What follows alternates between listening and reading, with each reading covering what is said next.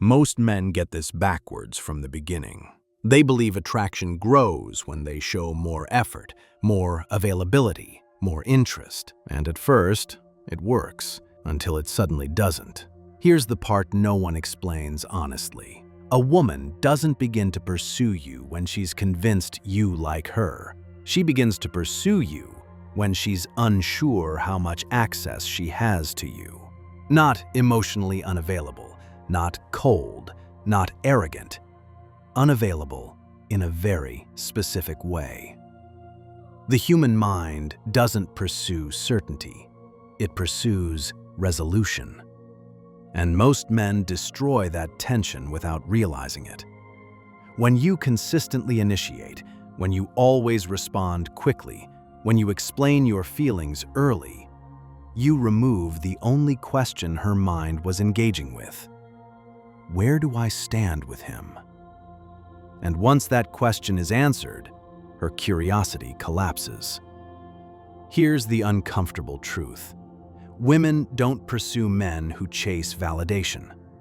They pursue men whose attention has weight. Attention that isn't automatic. Attention that must be earned through interaction, not effort. Psychologically, this is not about playing hard to get. It's about self-directed focus.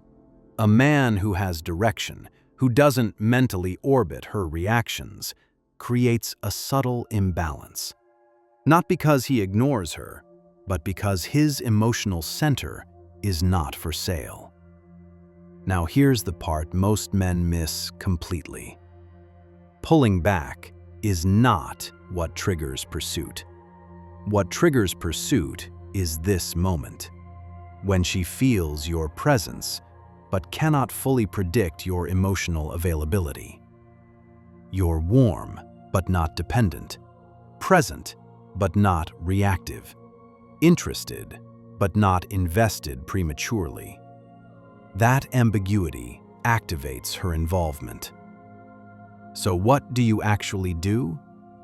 You stop filling silence. You stop over-clarifying. You stop trying to secure outcomes early. You let interaction breathe. Not to manipulate her, but to reveal whether she chooses to step forward. Because pursuit only begins when space exists. And if she never steps forward, you didn't lose her.